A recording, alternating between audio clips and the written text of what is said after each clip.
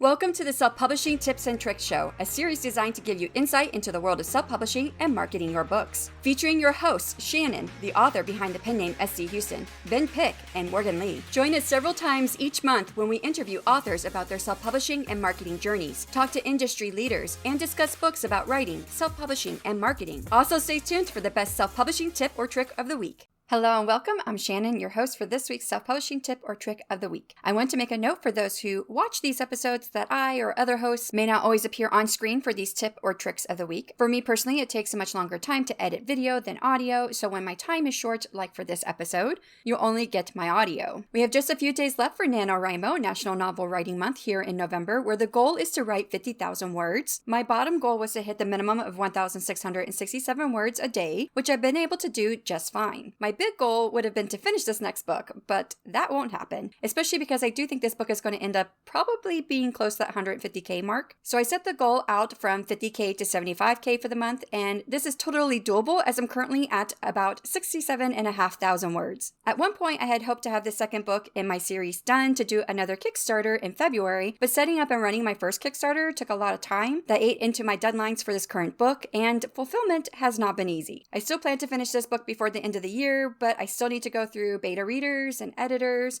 so it will not be ready for me to run a Kickstarter without some serious stress, so I will push the date back. I don't have one yet, but at the latest it will be the end of June, just like this last one, because that will be the start of the next AuthorTube writing conference. Which, by the way, if you publish content about writing and or publishing on YouTube, you are more than qualified to apply to be a speaker at the 3rd annual AuthorTube writing conference. You can go to our website, authortubewritingconference.com, or check out the application links in the show notes or the description box on YouTube. We have so many wonderful special guest speakers already lined up to include Brian Cohen, Nick Thacker, Stephanie Newell from the YouTube channel The Life of a Writer, and a personal friend of mine, Dale L. Roberts, whom I get the joy of helping set up his first Kickstarter campaign. So on the topic of Kickstarters, let's get in today's tip, figuring out your unique selling point, or USP. This is part of the continuing discussion on Kickstarters. If you didn't catch last week's episode, I talked about what Kickstarter is and how authors can use it. I'll link it in the show notes and in the description box for YouTube. This week, I want to talk about USPs, or unique selling points, and tips for figuring this out. Your USP is important in many aspects of being a writer searching for an audience. So of course, this is important for doing a Kickstarter. And I would argue that doing a Kickstarter or selling direct for the first time may push you to really delve into what your USP is. Okay, so let's break this concept down just a little first. As a writer trying to sell your work, it's important to create worlds and stories that captivate your readers. But in a sea of books, how do you ensure that your work doesn't get lost? That's where your unique selling point comes in. Your unique selling point, or your USP, encompasses what makes you and your books special. It's what draws readers in and compels them to hit that buy button. Finding your USP is a crucial task for any author trying to stand out. A shorter explanation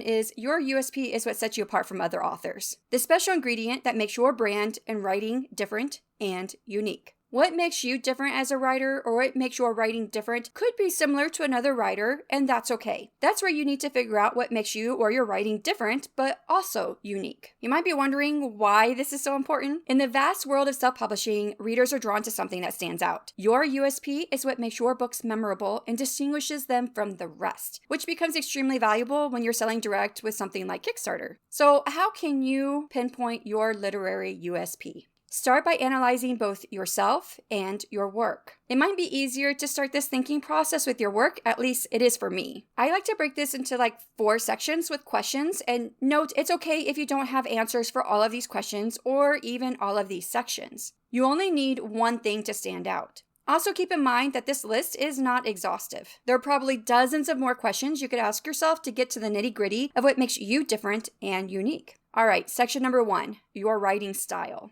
First, reflect on what makes your writing style and storytelling different. Are you known for your strong character development, unique fantasy worlds, or perhaps your ability to weave romance into intricate plots? Or maybe your writing style is distinctive, like is it exceptionally lyrical or filled with vivid imagery? Section 2, your readers. Consider feedback from your readers, and don't be afraid to poll them to find out answers. What do they consistently praise in your work? What emotions do they say they feel from your writing? What themes do they constantly notice in your stories? Which types of characters are memorable to them? What about your world building do they appreciate the most? These can provide valuable insights into what makes your writing special. Section number 3, your ideal reader. Next, consider your ideal reader. Who are you writing for, and what common threads or passions connect you? Maybe you're an equestrian author targeting fellow horse lovers, or perhaps you pen YA fantasy inspired by your Guatemalan heritage. Identifying this target audience and those shared bonds helps further crystallize your USP.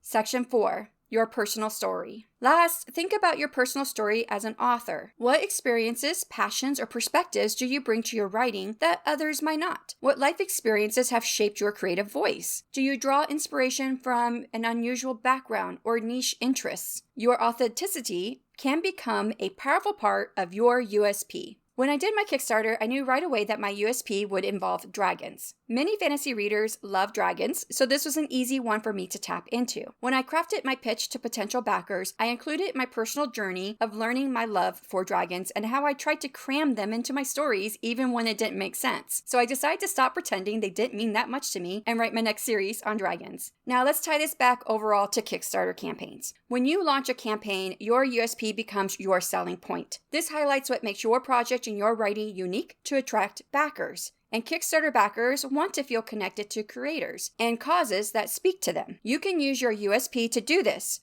but the Kickstarter platform allows you to be unique and different in other ways. I still suggest knowing your USP for you and your writing. But on Kickstarter, you can offer items that your buyers may not get anywhere else, like deleted scenes or audio commentary on your book or world. Whether it's exclusive content, personalized experiences, or a one-of-a-kind fantasy world, you can make sure your USP shines through in your campaign. In a future episode, I will give some tips on different items you can include in your campaign, along with some resources for fulfillment. But honestly, you can be as creative as you want to be. So there you have it, this week's tip. Discover and embrace your unique selling point. Take time to uncover, develop, and broadcast your compelling USP. Let it power both your writing and your promotional plans. Stand out and find a way of connecting with readers who resonate with what makes your writing special. See you next week with the next self-publishing tip or trick of the week. Thank you so much to our incredible listeners and viewers for joining us on our exploration of everything self-publishing. We hope you found our podcast to be a treasure trove of insights and inspiration. If you've enjoyed the show, please consider leaving a review on your favorite podcast platform or thanks on our YouTube episodes. Don't forget, you can catch all of our past episodes on YouTube, Spotify, and other major podcast platforms. And if you'd like to connect with us, drop us a line at selfpubishingtipstricks@gmail.com. Keep writing, keep publishing, and we'll see you next time.